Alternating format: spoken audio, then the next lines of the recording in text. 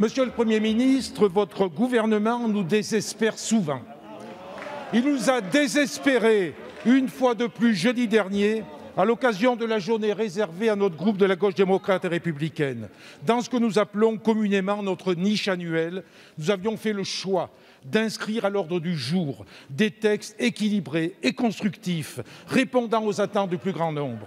Vous les avez tous rejetés en bloc dans une démarche plus politicienne qu'attachée à l'intérêt général, au bien public. Je ne citerai qu'une proposition de loi dont le rejet est plus particulièrement affligeant, celle portant nos propositions pour une santé accessible à tous et contre la désertification médicale. Malgré la réalité de 6 millions de Français sans médecin, malgré l'angoisse des habitants des déserts médicaux, qu'ils soient dans des quartiers populaires ou dans nos campagnes, malgré un immense soutien populaire aux mesures que nous préconisions, malgré les échanges directs que nous avons eus en amont avec le ministre de la Santé, toutes nos propositions ont été écartées. Rejet d'une meilleure répartition des médecins sur le territoire, rejet de l'obligation d'un contrat d'engagement pour que les jeunes diplômés s'installent dans les territoires sous-denses, rejet d'un conventionnement sélectif avec l'assurance maladie pour privilégier les zones en besoin, rejet d'une politique plus favorable aux centres de santé, rejet d'un maillage du système de soins garantissant l'accès à un établissement de santé à moins de 30 minutes du domicile et concernant, Monsieur le Premier ministre, 10 millions d'habitants. Monsieur le Premier ministre, que proposez-vous comme alternative pour répondre à cette urgence sanitaire? Et que proposez-vous aussi pour que le service d'urgence de nos hôpitaux de proximité, service d'urgence aujourd'hui dans la tourmente, puisse être pérennisé? Nous attendons votre réponse. Merci. La parole est à Monsieur le Premier ministre. Voilà, merci Monsieur le Président. Mesdames et Messieurs les députés, Monsieur le Président André Chassaigne, vous avez tort de vous désespérer. Vous savez bien que lorsque vous proposez des dispositions de qualité pertinente, nous les retenons. Ne l'avons-nous pas fait? Ne l'avons-nous pas fait pour les retraites agricoles, cher Président?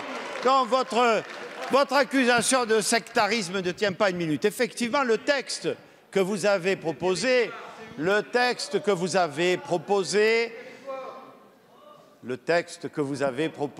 soulève une question extrêmement importante dont nous avons eu l'occasion de débattre à de très nombreuses reprises ici, mais il a été à bon droit rejeté par l'Assemblée nationale, car si le diagnostic est bon, les remèdes proposés n'étaient pas satisfaisants.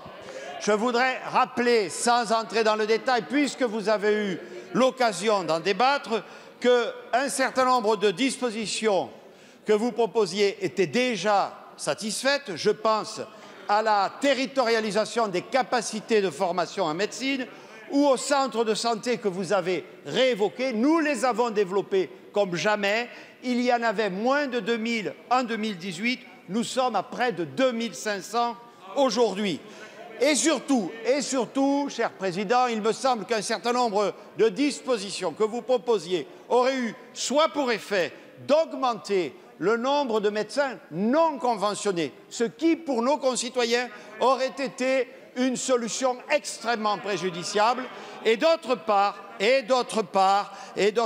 mesures coercitives que vous envisagez auraient eu des effets pire encore que la situation dans laquelle nous nous trouvons.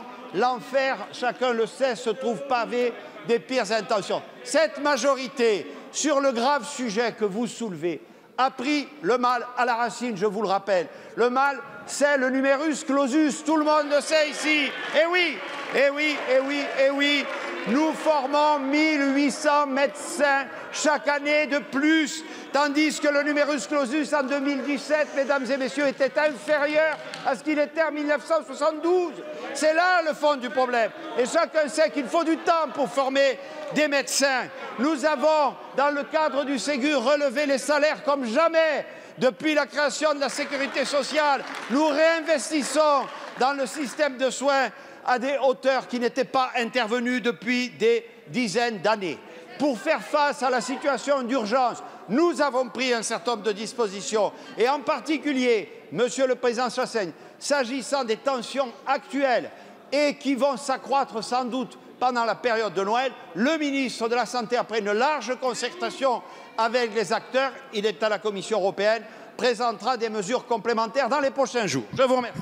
Merci.